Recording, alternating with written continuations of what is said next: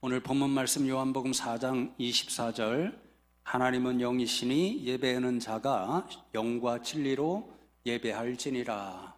이 말씀 우리가 너무도 잘 아는 말씀이죠. 성도 여러분들도 기도하실 때에 종종 이 말씀 인용해서 기도하시는 그런 음성을 제가 들었고요.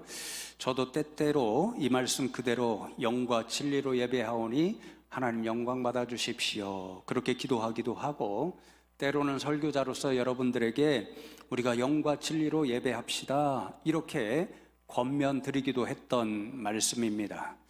그런데 그렇게 기도하고 권면하면서도 때때로 속으로 제가 조금 불편할 때가 있었습니다.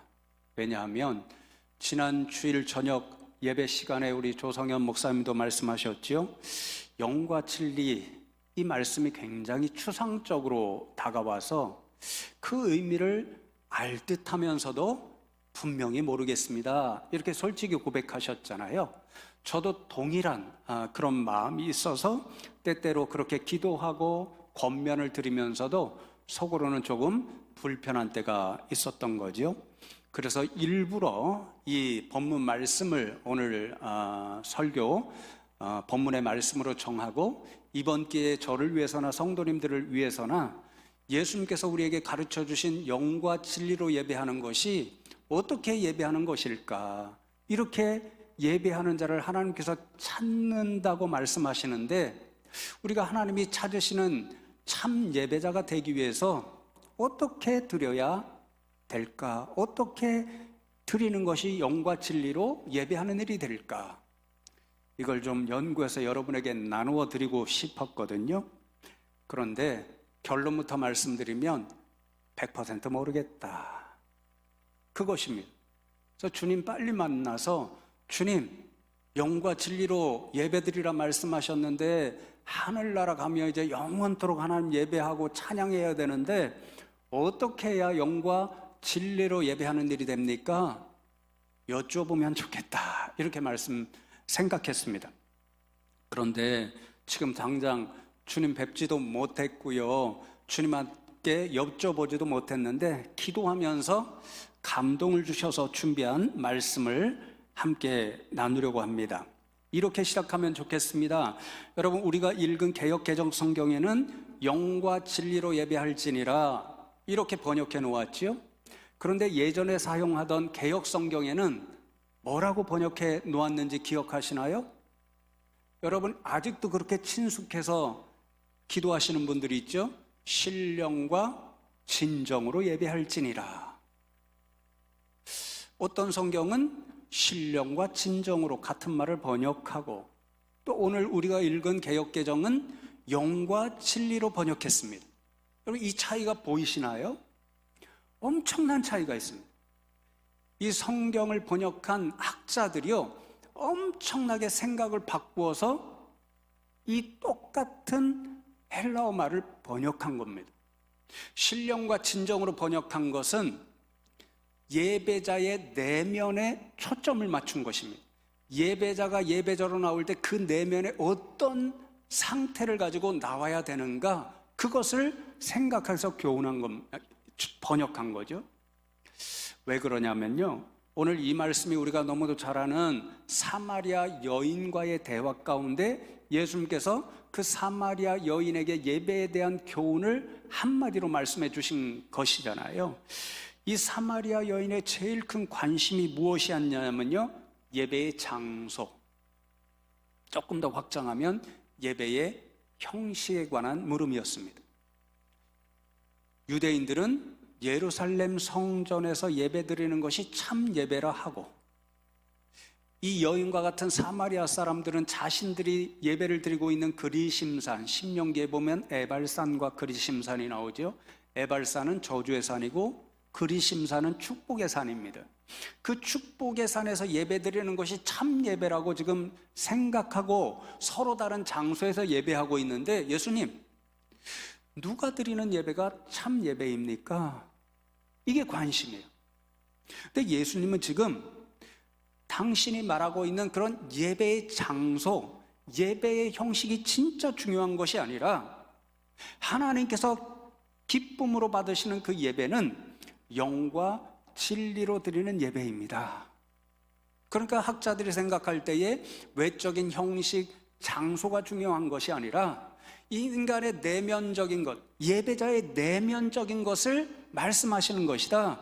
그러니 영과 진리라는 것은 신령과 진정, 예배자가 진실된 마음으로 예배 드릴 때 하나님께서 그 예배를 기뻐 받으신다, 이렇게 생각해서 신령과 진정으로 번역했습니다. 그런데 지금 새로운 학자들이 개역개정을 편찬해낼 때는 신령과 진정이 아니라 영과 진리로 번역했습니다. 영과 진리는 1차적으로 예배자가 스스로 갖출 수 있는 마음의 자세를 말하지 않습니다. 예배자 외부에 있는 어떤 객관적 실제가 있는데 그 객관적 실제가 예배자로 하여금 하나님께서 기뻐하시는 예배를 드릴 수 있도록 준비시킨다는 그런 뜻입니다. 그러니까 영과 진리가 어떤 실제인지를 아는 게 중요하겠죠. 제 연구 말씀을 준비하면서 세 가지를 깨달았습니다. 하나는 성령님, 두 번째는 예수 그리스도, 세 번째는 하나님의 말씀입니다. 성령님은 우리의 모든 것을 거듭나게 하셔서 거듭난 사람, 거듭난 예배자로 하나님 앞에 세웁니다. 예수 그리스도는 우리를 믿음의 사람으로 이끌어 가셔서 예배자로 세웁니다. 하나님의 말씀은 우리를 말씀의 사람, 진리의 사람으로, 그런 예배자로 하나님 앞에 세웁니다. 그럴 때 우리는 하나님께서 지금 이 시간도 찾고 찾으시는 참 예배자가 될 수 있고, 그런 사람이 예배할 때 하나님은 영과 진리의 예배로 기뻐 받아 주신다라는 거죠. 끝. 명절이니까 빨리 가면 좋겠죠. 왜 그럴 수 없어서 이제 하나씩 설명드리고 말씀을 나누고 예배를 마치면 좋겠습니다. 첫 번째로, 그래서 영과 진리로 예배 드린다는 것은 성령으로 거듭난 사람이 되어야 참 예배자가 될 수 있다, 그런 말씀입니다. 하나님은 영이시니, 원문을 보면 푸뉴마, 여러분 잘 아시는 그 단어로 되어 있습니다. 동일하게 예배하는 자가 영과 진리로 예배할지니라, 거기도 푸뉴마입니다. 인간의 영혼도 푸냐마라고 그러지만 학자들에 따르면 하나님이 영이신 것과 마찬가지로 우리의 예배를 하나님 기뻐 받으시는 그런 예배자로 세우고 예배로 보시기 위해서는 우리의 예배자로 나온 저와 여러분이 성령님에 의해서 감동을 받고 인도되어야 된다는 것입니다. 그래서 후자를 성령님이라, 하나님의 영이 무엇입니까? 성령이죠. 그러니까 우리가 어느 경우에 하나님께서 찾으시는 참 예배자가 될 수 있냐면요, 성령의 사람이 될 때입니다. 성령님께서 우리에게 오셔서 우리를 거듭난 사람, 거듭난 예배자로 세울 때에 하나님이 기뻐하시는 예배를 드릴 수 있는 참 예배자가 될 수 있다라는 거예요. 여러분, 요한복음 3장에 보면 니고데모가 밤에 예수님을 찾아와서 어떻게 영생을 얻을 수 있습니까? 그렇게 묻지요. 예수님의 대답이 거듭난 사람이 되면 영생 얻을 수 있다, 이렇게 대답하십니다. 그런데 니고데모는 예수님의 대답을 이해할 수가 없어요. 예수님, 어떻게 거듭날 수 있죠? 제가 어머니 뱃속에 다시 들어갔다가 다시 태어나야 거듭날 수 있나요? 그렇게 여쭈니까 예수님께서 이렇게 대답하시죠. 3장 8절에 바람이 음미로 불매 내가 그 소리는 들어도 어디서 와서 어디로 가는지 알지 못하나니 성령으로 난 사람도 다 그러하니라. 거듭난다는 것은 성령으로 난다, 성령의 사람이 되는 것이다. 그렇게 성령으로 거듭난 사람으로 예배해야 하나님께서 찾으시는 참된 예배를 드릴 수 있다, 그렇게 교훈하십니다. 그래서 말씀을 준비하다가 어떤 분이 이 구절에 영에 대한 추석을 이렇게 붙여놓았더라고요. 영으로 예배 드리라는 말은 하나님은 영이시기 때문에 성령으로 거듭난 그분의 자녀만이 예배를 드릴 자격이 있다는 말입니다. 성령으로 거듭난 사람이 되어서 예배 드릴 때 하나님이 찾고 찾으시는 참 예배자가 될 수 있고, 성령으로 거듭난 사람이 함께 모여 예배 드릴 때 하나님은 그 예배를 영과 진리로 드리는 예배로 여겨서 기뻐 받아 주신다라는 거죠. 그러니 성도 여러분, 우리가 참 예배자가 되는 길은요, 우리의 능력으로 되지 않습니다. 성령님께서 우리에게 오셔야 됩니다. 성령님이 우리를 거듭난 사람으로 만들어 주셔야 됩니다. 그래야 우리는 하나님 기뻐하시는 예배를 드릴 수 있습니다. 이 말씀을 생각할 때에요, 갑자기 제 머릿속에, 여러분도 잘 아시죠?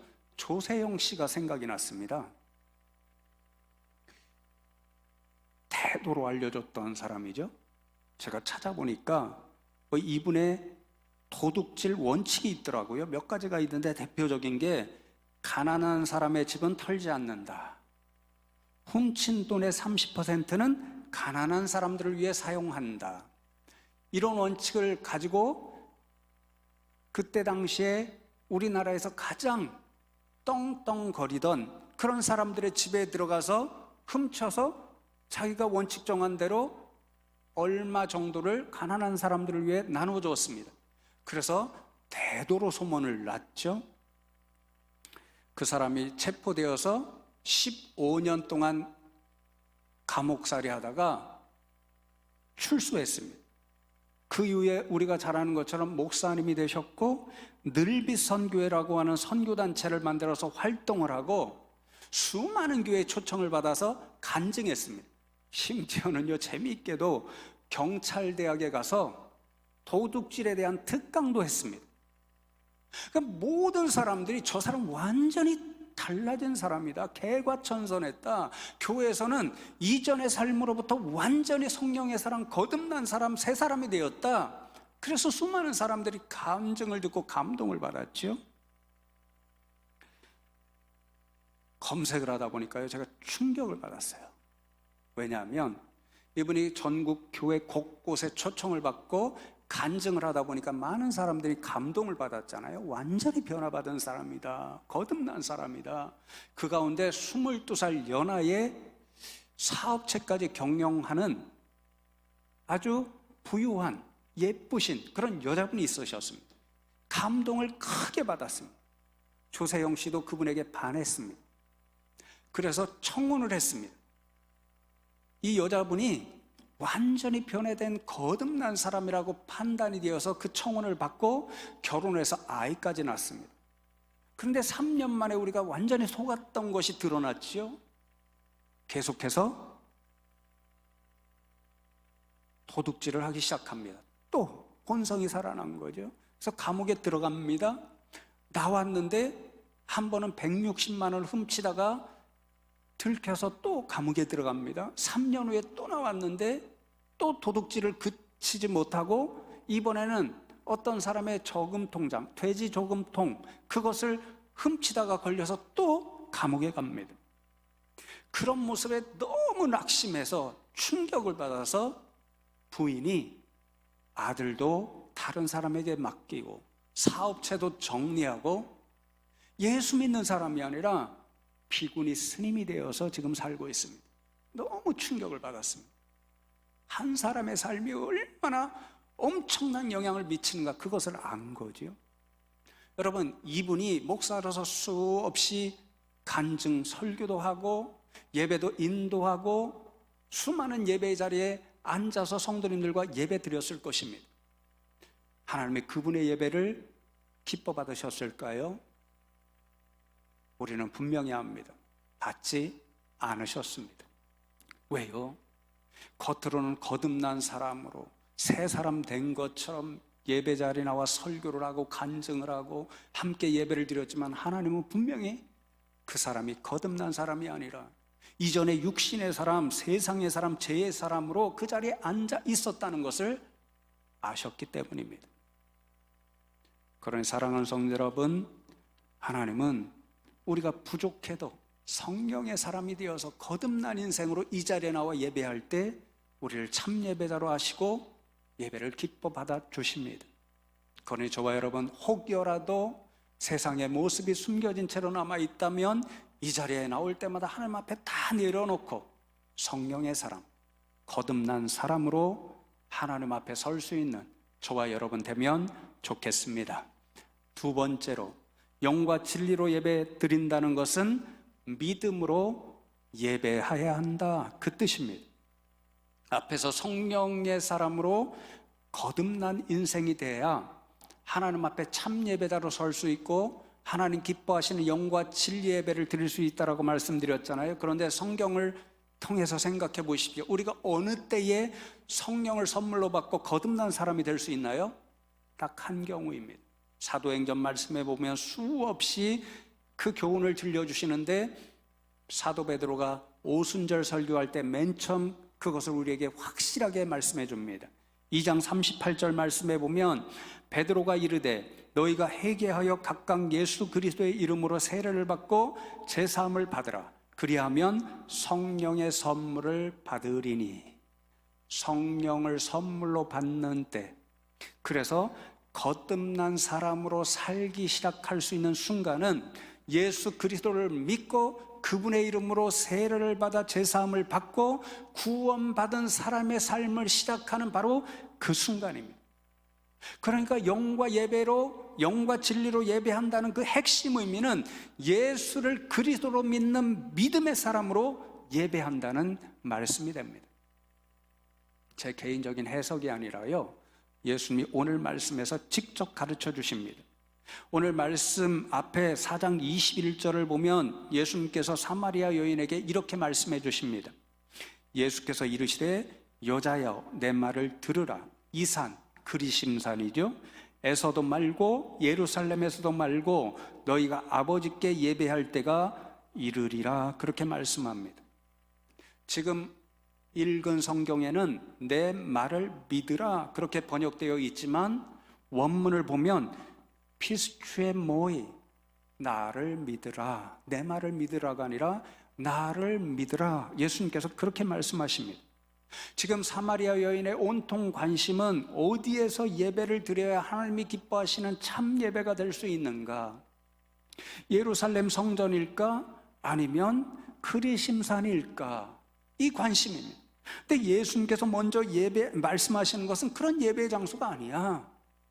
예배자가 나를 믿는 것이 정말 예배의 핵심이야, 그렇게 대답하시는 거죠. 그리고는 이어지는 25절과 26절 말씀을 보시면 여자가 이르되 메시아 곧 그리스도라 하는 이가 오실 줄을 내가 아노니 그가 오시면 모든 것을 우리에게 알려주시리이다.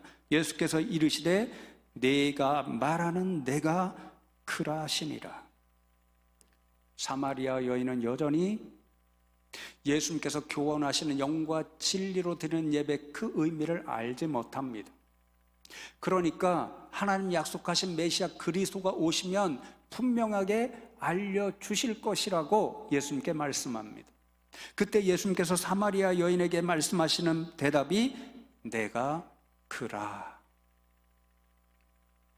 이 사람아, 내가 바로 내가 말하고 있는 하나님 약속하신 메시아 그리스도야. 내가 메시아 그리스도라는 사람을 믿어야 돼. 그래야 참된 예배자가 될 수 있어. 그렇게 교훈하시는 거죠. 사랑하는 성도 여러분, 그렇습니다. 예수님께서 교훈하시는 영과 진리로 예배 드려야 한다는 말씀은 예수님을 메시아 그리스도로 믿는 믿음의 사람으로 예배 드려야 한다는 말씀입니다. 믿음으로 드리는 예배, 하나님께서 그것을 오늘도 찾고 계시고 기뻐 받아주십니다. 그러면 성경에 기록된 최초의 예배자들이었던 가인과 아벨이 그것을 분명히 보여주지요. 가인은 농부였고 그래서 땅의 소출, 곡식을 가지고 제물로 삼아 하나님 앞에 예배드렸습니다. 아벨은 목동이었기 때문에 양의 첫 새끼를 잡아 제물로 삼고 하나님 앞에 예배를 드렸습니다. 그런데 이상하게 하나님께서 가인의 예배는 받으시지 않으시고 아벨의 예배만 기쁨으로 받아주셨습니다. 도대체 무슨 차이가 있었던 것일까요? 창세기 말씀에는 그 분명한 차이가 기록되어 있지 않습니다. 그런데 히브리서 기자가 우리에게 그 차이를 알려주십니다. 히브리서 11장 4절에 믿음으로 아벨은 가인보다 더 나은 제사를 하나님께 드림으로 의로운 자라 하시는 증거를 얻었으므로 하나님이 그 예물에 대하여 증언하심이라. 그가 죽었으나 그 믿음으로써 지금도 말하느니라. 가인과 아벨의 예배 차이는 믿음이었습니다. 가인은 믿음으로 예배를 드리지 않았기 때문에 하나님께서 받지 않으셨습니다. 반면에 아벨은 믿음으로 하나님 앞에 예배자로 섰고 믿음으로 예배를 드렸기 때문에 하나님께서 기뻐 흠양해 주셨습니다. 여러분, 지금도 우리가 하나님 앞에 예배를 드리고 있습니다. 지금 하나님께서 이 자리에 오셔서 보기를 원하시는 딱 한 가지는 저와 여러분이 예배자로 이 자리에 나와 있는데 믿음으로 예배를 드리고 있는가, 그렇지 않은가입니다. 우리가 예배를 드릴 때 믿음으로 이 자리에 앉아 있으면 하나님이 보시고 기뻐 흠양해 주십니다. 믿음이 없으면 우리의 예배가 아무리 화려하고 아름답고 사람들 보일 때는 정말 좋은 예배다 할지라도 하나님은 받으시지 않습니다. 그러니 사랑하는 성도 여러분, 예배의 자리에 나올 때마다 믿음의 사람으로 나오시면 좋겠습니다. 우리의 예배를 받으시는 하나님께서 지금도 살아 계심을 믿고 이 자리에 나오시기 바랍니다. 그 살아계신 하나님께서 지금도 이 예배 자리에 임재하셔서 예배자로 나와 있는 저와 여러분 한 사람 한 사람을 주목하고 계시다는 사실을 믿고 이 자리에 나오시기 바랍니다. 기도자가 대표 기도할 때에 우리가 아멘으로 화답하며 그 기도에 동참, 믿음으로 함께하면 하나님께서 우리 모두의 기도로 여기시고 받아주신다는 믿음으로 이 자리에 나오시기 바랍니다. 우리 찬양대에서 또 일부 예배는 독창으로 찬양하는 모든 그 찬양에 제가 항상 말씀드리죠. 아멘으로 함께 동참하면 이 찬양이 우리 모두 사람의 찬양이 되어 하나님이 기뻐하시는 찬양이 된다는 그 믿음으로 이 자리에 나오시기 바랍니다. 어떤 설교자가 이 자리에 설교자로 서서 말씀을 선포할 때 여러분들의 마음에는 부족하게 느껴질지라도 믿음으로 오늘 이 말씀은 내게 주시는 하나님의 생명의 말씀이야 받으시겠다는 그런 자세로 이 자리에 나오시기 바랍니다. 그래서 우리 교회에서 드리는 모든 예배가 하나님 원하시는 믿음의 예배가 되어서 한 예배도 빠짐없이 하나님께서 기뻐 받으시는 예배가 되면 좋겠습니다. 여러분, 세 번째로 영과 진리로 예배 드린다는 것은 말씀이 예배의 중심이 되어야 한다는 뜻입니다. 요한복음에 보면 예수님께서 친히 진리가 무엇인가를 가르쳐 주시는데 대표적으로 두 군데의 말씀을 통해서 가르쳐 주십니다. 우리가 묵상기도 시간에 읽은 너무도 잘 아는 14장 6절의 말씀이죠. 예수께서 이르시되 내가 곧 길이요 진리요 생명이니 나로 말미암지 않고는 아버지께로 올 자가 없느니라. 또 17장 17절에 그들을 진리로 거룩하게 하옵소서 아버지의 말씀은 진리니이다. 예수님이 한쪽에서는 자신을 가리켜서 진리라고 교훈하시고 다른 한쪽에서는 아버지의 말씀, 하나님의 말씀을 진리라고 교훈해 주십니다. 그런데 여러분, 성경 말씀을 보면요, 이 두 말씀이 다른 말씀이 아니라 동일한 진리의 말씀입니다. 왜 그럴까요? 예수님이 그 생명의 말씀, 육신을 입고 이 세상에 육화되어 오신 하나님의 말씀, 이 세상을 구원하려고 하나님께서 친히 세상에 보내신 생명의 복음, 그 말씀이기 때문에 그렇습니다. 그러니 영과 진리로 예배한다는 것은요, 하나님의 말씀이 예배의 중심이 되어야 한다는 뜻이고, 하나님을 예배하는 예배자가 하나님의 진리의 말씀대로 순종하여 살아갈 때 그 사람은 하나님 찾으시는 참된 예배자가 된다, 이 뜻입니다. 너무도 당연한 말씀을 제가 드리고 있죠. 우리의 믿음의 대상은 오로지 한 분 하나님이십니다. 그렇기 때문에 예배의 대상도 오로지 한 분 하나님밖에 없습니다. 그러니 그 하나님을 예배하는 이 자리, 그리고 그 하나님을 예배하며 살아간다고 생각하는 모든 예배자는 하나님의 말씀을 들어야 되고 하나님의 말씀대로 순종해 살아가야 하죠. 만일 제가 엉뚱하게도 이 시간에 부처의 어떤 말 때문에 제가 너무 은혜를 받았습니다. 그래서 첫 번째부터 부처의 불경에 나와 있는 말을 여러분들에게 읽어주고 부처의 교훈이 이렇습니다 하고 설교 끝. 황당한 이야기죠. 여러분들도 하나님을 예배하는 예배자로 살아간다고 하면서도 세상 밖에서 삶의 모습 가운데는 하나님의 말씀 교훈이 아니라 세상의 처세술, 좋은 책에서 읽은 성공의 기술, 이런 것들을 따라 살아간다고 해보십시오. 황당한 말씀이죠. 그러니 여러분, 영과 진리로 예배 드린다는 것은 하나님의 말씀이 예배의 중심이 되어야 되고, 여러분들도 삶에서 하나님의 말씀대로 순종하여 살 때 참 예배자가 된다는 거죠. 그런 말씀의 사람, 말씀의 예배자가 되면 좋겠습니다. 이번 명절에도 조상의 말이 아니라 먼저 하나님의 말씀으로 예배하고 기쁨의 시간을 보내는 저와 여러분 되면 좋겠습니다. 이제 말씀을 끝맺습니다. 오늘 바로 본문 앞에 4장 23절도 우리가 잘 아는 말씀이죠. 이렇게 교훈하지요.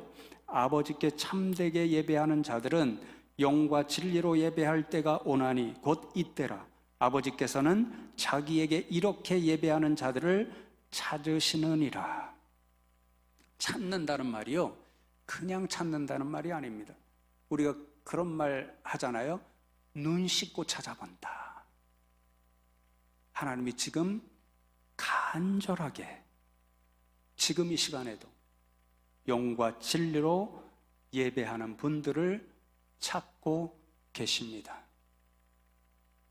간절히 소망하기는 저와 여러분 모두가 주님 가르쳐 주신 대로 성령으로 거듭난 예배자, 믿음의 예배자, 말씀의 사람으로 예배하는 사람들이 되어서 지금 이 시간에도 하나님께서 간절히 찾고 찾으시는 그 한 사람 예배자, 그리하여 영과 진리로 예배하여서 하나님 기뻐 받으시는 예배를 드리는 저와 여러분 다 되시기를 주님의 이름으로 축복합니다.